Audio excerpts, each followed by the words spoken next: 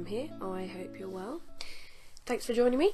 This video I'm going to be talking about the eating disorder anorexia. I'm going to be defining what anorexia is through the use of my brain book. I'm also going to be taking information from the Beat Eating Disorders website, and that's b-eat.co.uk. So they're my two sources for this video. I'm going to be talking about the behavioural signs of anorexia as well as the effects of anorexia on the body, and then just kind of talk about it a bit to help you better understand it. And obviously one of the main things I want to get across in this video is how serious anorexia is and how our culture and our society do play a part in creating this ideal that we all aspire to have, and this is sold to us through advertising, you know, selling us products. If we buy that product, we will look beautiful and be the perfect person, which is all a load of bollocks. And I'm sorry, I don't usually swear, but I want to reiterate that is a load of bollocks. We are all wonderful individual people. We all have our unique, fantastic abilities. This is why we are all individual, and we should aspire to be the best that we can be, not what anyone else thinks. And I think the problem is that we become so obsessed with this beauty culture and looking beautiful and being perfect and wonderful, and actually we then do ourselves a huge disservice, because we are more than our appearance. We are our intelligence, our sense of humour, our love, our respect, our everything. We are not just our physical appearance.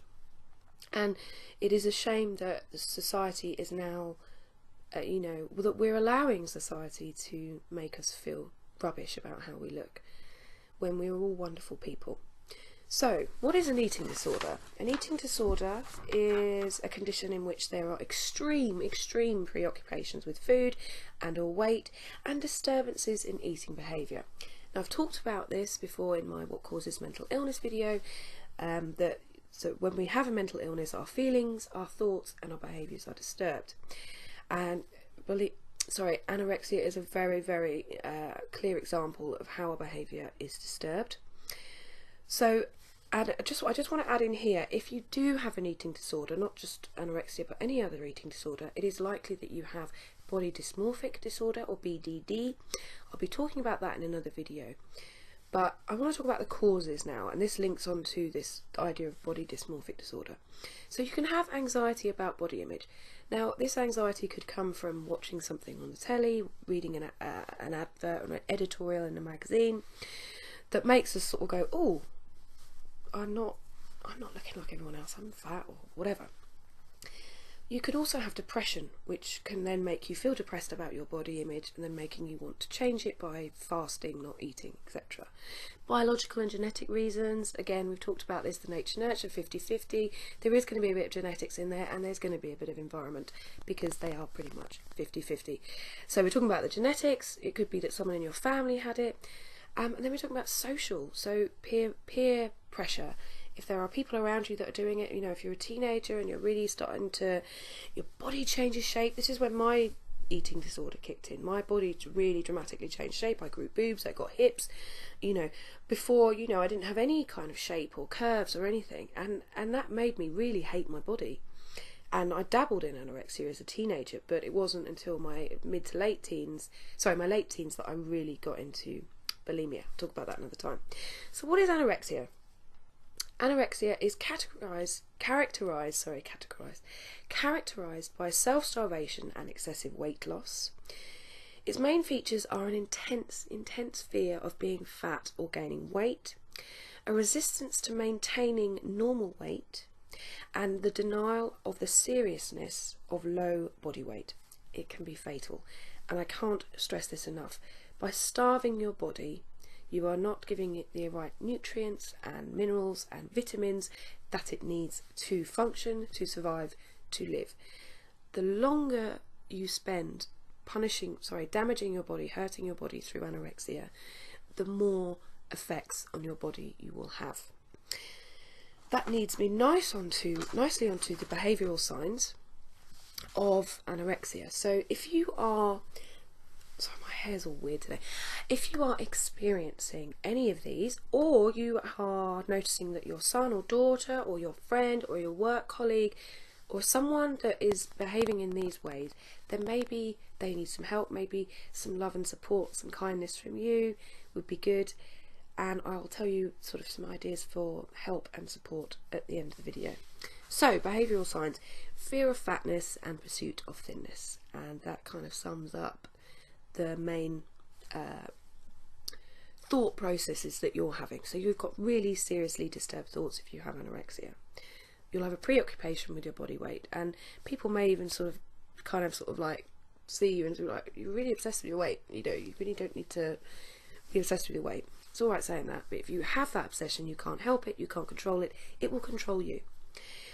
There are ways to deal with it, but at this time I'm just going through the signs. So distorted perception of body shape or weight, for example, thinking you're overweight when you're not, and this very much links to body dysmorphic disorder. And people will be very surprised, if you say you're losing weight, and then they'll be like, well, you're already really slim, you really don't need to. They may underestimate the seriousness of the problem after the diagnosis. They may have just had the diagnosis and think, well, I'm not that bad. If they've got that diagnosis, they need that support from you, and it's hard and frustrating because you're literally seeing that person you love try and slowly kill themselves. But your love and support, don't argue with them, don't question it, don't shout at them or get angry with them, don't tell them they're wrong, because they're just trying to get through their life, and by someone telling them that they're wrong is kind of saying that that person is not that who they are. You're denying that person their identity. So as frustrating and as hard as it must be, just be there for them. Be there for them. Not being truthful about how much weight they've lost, and they may find it very difficult to think about anything other than food. And I know what that's like, to be completely and utterly obsessed with food. When's my next meal coming? What am I having for my next meal? What am I doing for the next meal? Who am I eating with? Blah, blah, blah. Who am I eating with? Probably don't think about that, but that thing of being completely obsessed. Looking down so much. Strict dieting, counting the calories, avoiding food as well. So if you're seeing someone that's kind of like, maybe sort of taking one scoop of mashed potato instead of their usual 3, maybe ask them, you're not that hungry. But also, it's a difficult one because eating disorders can be extremely, extremely private and almost have that sort of sense of shame behind them. People don't want to admit that they're either starving or making themselves sick after eating and things like that. It's a very private place. So if you want to help someone, talk to them, ask them about it, but don't go in there like should do, because they'll freak out. Avoiding eating with other people. I used to very much do that. If I was eating, I especially if it was like something like a burger or something quite messy, I wouldn't like to eat in a restaurant or around other people.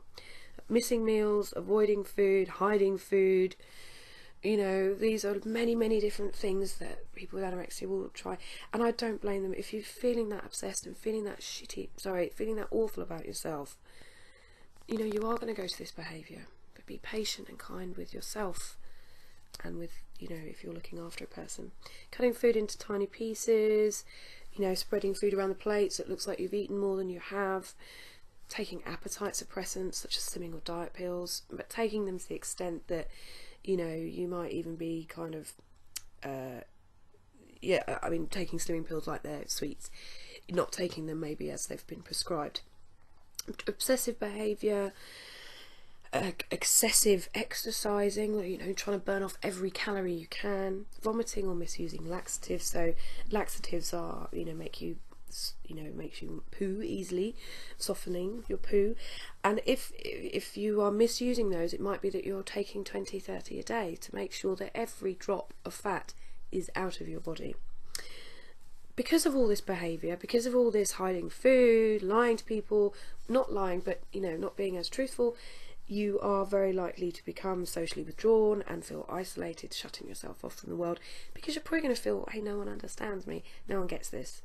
But there are people out there who get it.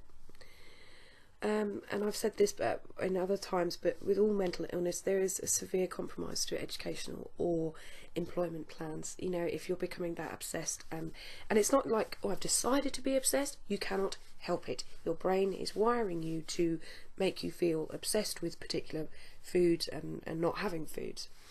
So it's not your fault. And this is what I want to stress with mental illness. It isn't the person's fault. They are doing their best with what they have been dealt with, and sometimes it's, you know, it's hard. So after a while, you know, if you, excuse me, after a while, if you've had anorexia for quite some time, then you are likely to have effects on the body, such as your hair. Let's talk about your hair, your skin, your nails, everything.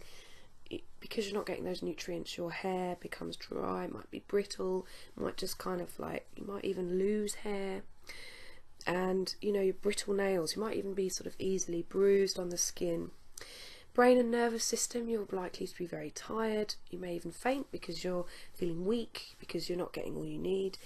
Depression and moodiness, and maybe impaired concentration and memory.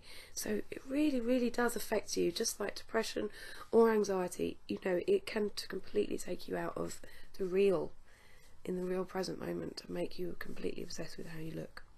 Muscles, joints, bones become weak. Can even get inside, you know, in your intestines, become bloated, get constipation. Hormones, so your hormones may be changed because you're not giving your body what it needs, so you might have a reduced sex drive, you might even feel cold and shivery, and it could even slow down or even stop your periods completely, and it could even get to the point of make you infertile, because you are effectively starving the body of everything that it needs. Blood and body fluids, you may become anemic or have low levels of electrolytes in your fluids. You may even get kidney stones, kidney failure. And there's effects on your heart rate and circulation, so you could have low blood pressure, slow heart rate, even palpitations, or even heart failure. So yes, it's a pretty awful place to be. Now, I just want to end and say that there is help out there. The fantastic website Beat Eating Disorders. Beat Eating Disorders. It's called b-eat.co.uk. They have so much information about anorexia on there, as well as other eating disorders. There's also, you know, help online. Go and see help online, you know, for support for anorexia. There's phone lines you can call, Samaritans, you know, they can be really, really helpful, really supportive. And you can even go to your GP and see if you can get a referral to a eating disorders clinic. I would say that would be one of the best options, because it's not something that will go away. It will keep coming and keep persisting, you know. So if you are suffering from anorexia right now, my heart goes out to you, but there is help out there. You can get through it. Just remember that you are beautiful inside and out. We are all unique, all wonderful, all beautiful people, and we need to remember that. We need to take care of each other, look after each other, and be kind to each other. So thank you for watching. This video has been all about anorexia. I hope it has been useful, and I hope you will join me next time. Take care, and thanks for watching. Cheers now. Bye.